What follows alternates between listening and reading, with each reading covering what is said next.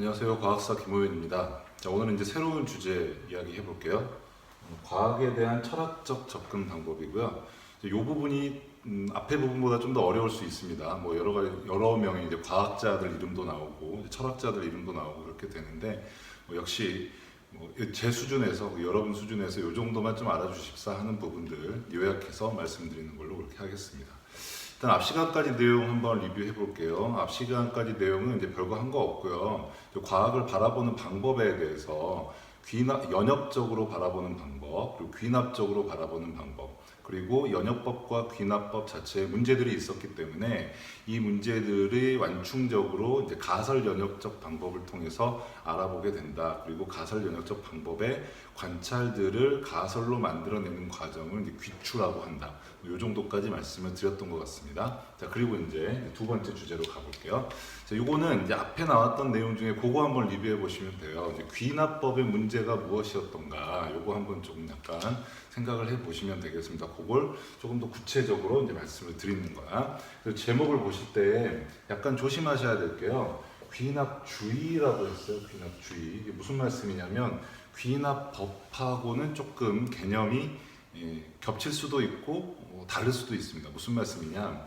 귀납이라고 하는 건 써다 지울게요. 자, 귀납이라고 하는 건 관찰 사례들을 모아서 결론을 만들어내는 걸 어때요? 귀납법이라고 말씀을 드렸죠. 그리고 뒤쪽에 가설 연역법 할 때 이 관찰 사례들을 가지고 가설을 만들어내는 것도 역시 귀납법이다. 귀납적 추리니까 귀추다. 이렇게 말씀을 드렸습니다. 여기에다가 이것도 귀납법에 해당이 돼요. 뭐냐면 실험 같은 걸 하잖아. 그러니까 가설을 세우고 나서 그 가설을 검증하기 위해서 실험들을 했는데 이 실험들은 어때요? 결국에는 내가 관찰한 거잖아요. 이 실험들도 역시 관찰이 돼요. 그리고 이 관찰들을 통해서 역시 이제 결론을 도출해냅니다. 그래서 가설 연역법 속에서도 귀납적인 방법이 들어있다. 그래서 이런 것들을 다 뭉뚱그려서 귀납주의적 과학관 이렇게 생각을 하시면 좀 편할 것 같아요. 그래서 귀납주의적 과학관이 뭐냐? 귀납법을 사용을 해서 귀납법을 사용을 해서 결론이나 가설을 만들어내는 일련의 모든 과정들을 우리가 귀납주의적 과학관이다. 이렇게 말씀을 드릴게요. 그러면 이 귀납주의적 과학관이 현실의 과학 세계에서는 어쩔 수 없이 모두 다 이제 쓰이는 과학관이거든요. 그런데 이 귀납주의적 과학관에 한계가 있다는 거예요. 오늘 이 시간 영상에서는 그걸 여러분들이 이해해 주시면 돼요. 자, 첫 번째입니다. 첫 번째는 뭐냐?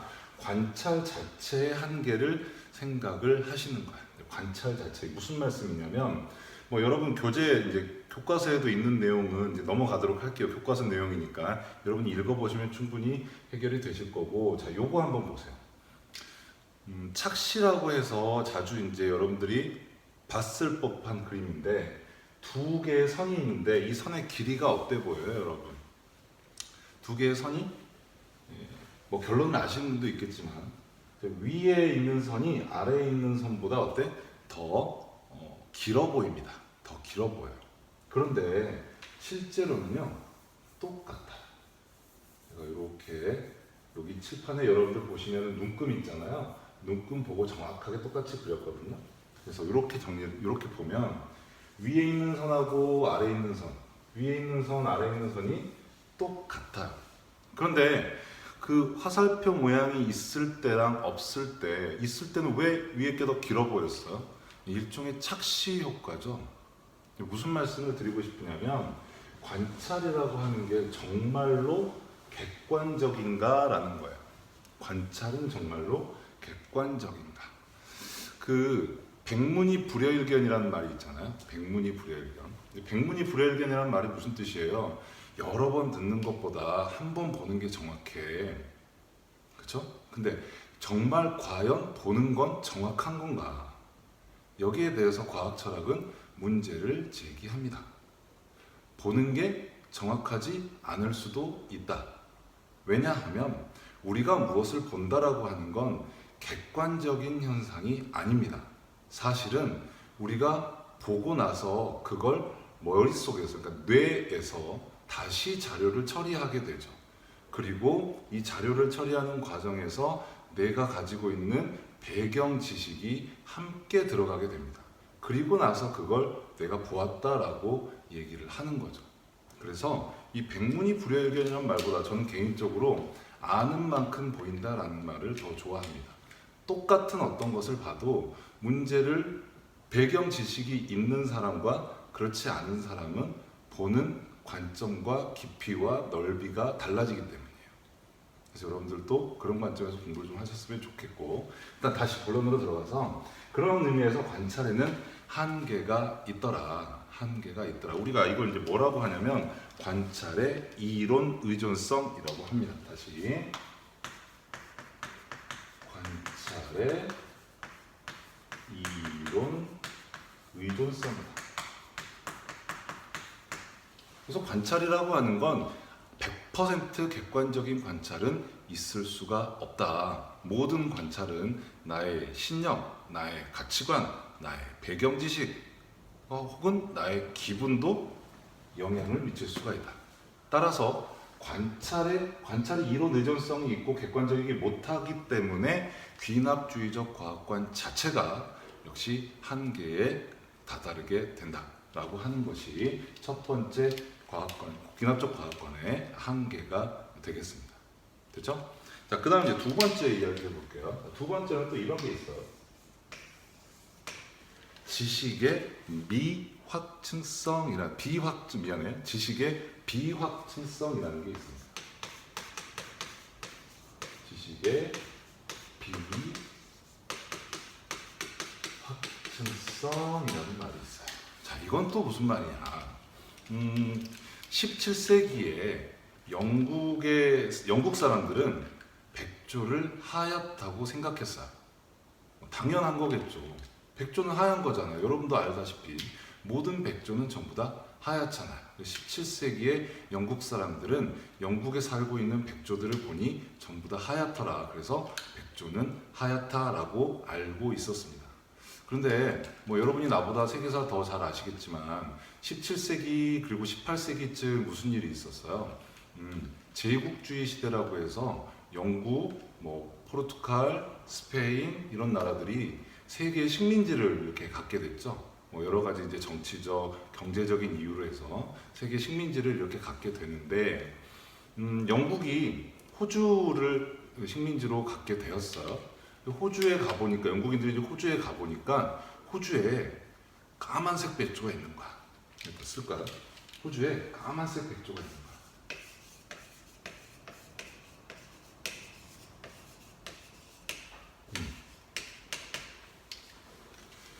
그래서 깜짝 놀랐죠. 백조인데 이거 분명히 이 녀석 백조 맞는데 왜 까만색이지? 야, 이거 대단하다. 우리가 지금까지 알고 있던 지식, 그러니까 백조는 하얗다라고 하는 지식이 송두리째 다 무너지는구나. 깜짝 놀라게 돼요.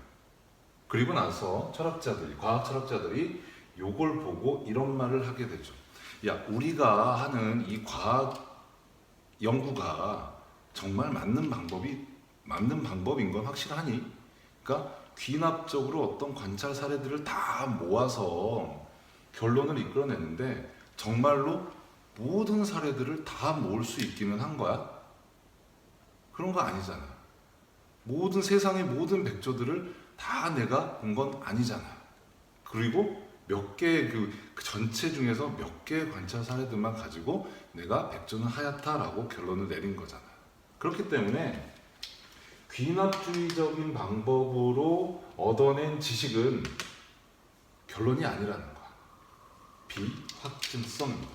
그리고 우리가 지식의 비확증성이라고 해요. 또 이제 어떤 철학자는 그런 얘기를 해요. 우리 여러분들 교과서에도 있는 얘기입니다. 내가 거위야. 칠면조야. 칠면조인데 어느 날 어느 집에 팔려왔어요. 그래가지고 새로운 환경, 새로운 우리 환경, 새로운 주인, 너무 이렇게 힘든 거야. 그래서 내가 밥을 안 먹고 있었어. 그랬더니 우리 주인이 아주 나를 위해서 규칙적으로 아침에 정확히 9시만 되면 종을 땡땡땡땡 치면서 먹이를 줘. 처음에는 경계했어. 근데 다음 날도 아침 9시에 종을 땡땡땡땡 치면서 먹이를 줘. 그 다음 날도 그렇고 그 다음 날도 그렇고 몇 개월을 그렇게 하는 거야. 그래서 나는 이렇게 결론을 내려요. 아, 우리 주인은 아침 9시만 되면 종을 땡땡땡땡 치면서 나에게 맛있는 먹이를 주는 착한 사람이구나 라고 결론을 내립니다. 그렇게 이제 행복하게 살아요. 그러다가 어느 날 아침에 우리 주인님이 종을 땡땡땡땡 치면서 나에게 오더니 나는 이제 침을 질질 흘리면서 갔죠. 그랬더니 주인님이 나를 때려잡았어.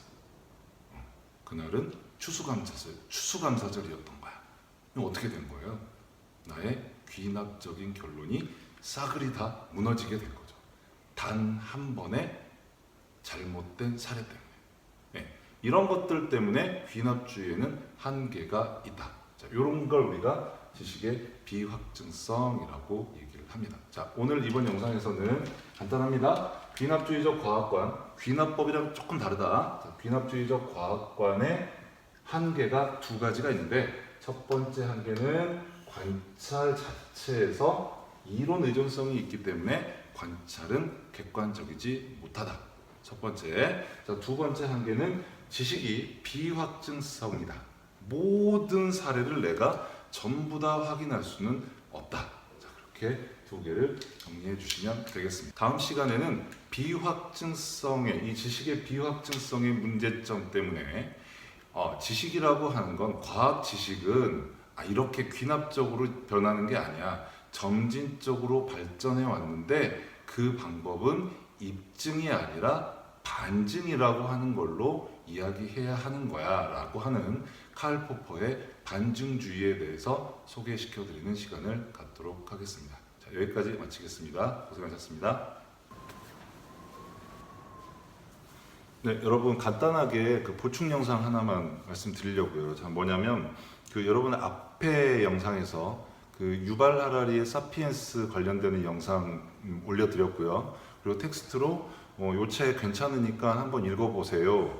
그리고 생기부에 읽은 사람들은 독서 활동에도 써드리고 독후감 내면 교과 세부 특기사항에도 써드리겠습니다. 이렇게 말씀을 드렸어요. 자, 요거 이제 여러분들 읽으신 분들은 제 이메일로 보내주시면 확인하도록 그렇게 할 건데, 한 가지 그냥 잔소리 아닌 잔소리를 좀 말씀을 드리려고요. 자, 현실적인 말씀인데 뭐냐면 여러분들 수험 생활 하면서 특히 이제 시일이 얼마 안 남았는데 3학년 1학기 독서 활동이라든지 교과 세부 특기사항 준비하시면서 되게 마음이 급하실 거예요. 특히 이제 학생부 종합 준비하시는 분들은 되게 마음이 급하실 것 같은데, 한 가지 팁 아닌 팁을 말씀을 드릴게요. 뭐냐면 생활기록부에 있는 독서 활동 내용은 분명히 여러분들 면접을 들어가시면 면접에서 충분히 질문을 받을 수 있습니다. 질문을 받을 수 있지만 그 질문이 어떤 특정한 책을 딱 찍어가지고 하는 질문은 그렇게 많지 않습니다. 무슨 말씀이냐면, 대체로 독서 활동을 물어보는 학교에서는 1학년 때부터 3학년 때까지 독서 내용 중에서 여러분에게 의미 있는 책이 무엇입니까? 라고 물어봅니다. 의미 있는 책이 무엇입니까? 라고 물어봅니다. 그리고 조금 이제 힘들게 하는 학교에서만 이 책을 읽었네요? 그럼 이 책에 대해서 한번 다시 이야기해 보세요 라고 얘기를 합니다. 그러면은 우리는 여기에 대해서 어떻게 대처를 해야 될까? 제가 학생들한테 항상 드리는 말씀은, 인간의 기억력은 한계가 있다는 얘기를 항상 많이 해요. 무슨 말씀이냐면, 여러분도 느끼실 거예요. 모든 책들을 여러분이 읽었다고 해서 전부 다 기억이 나는 건 아니죠. 하물며 1학년, 2학년 때 읽었던 책은 3학년 때 기억이 가물가물한 게 맞는 말입니다. 맞는 말이에요. 또 3학년 때 설령 읽었다고 해도 책의 두께가 두꺼운 책들은 기억이 잘 안 날 수도 있습니다. 그게 사실이잖아요. 그렇기 때문에 여러분들이 책을 읽어야 한다라고 하는 강박관념으로 그 두꺼운 책을 1페이지부터 끝페이지까지 모두 다 읽으실 필요는 없어요. 제가 앞 영상에서 설민석 선생님의 강독을 올려드린 이유는 뭐냐면, 그 정도만 알고 계셔도 충분하다는 거야. 그 정도도 훌륭하다는 거야. 그러니까 책을 읽으실 때는 여러분들이 앞으로도 그렇고 지금까지 읽었던 책들도 그렇고 책을 읽으시거나 대인 면접을 준비하실 때는 그 어떤 책의 특정한 내용 정도 또는 큰 개괄 정도만 알고 계시면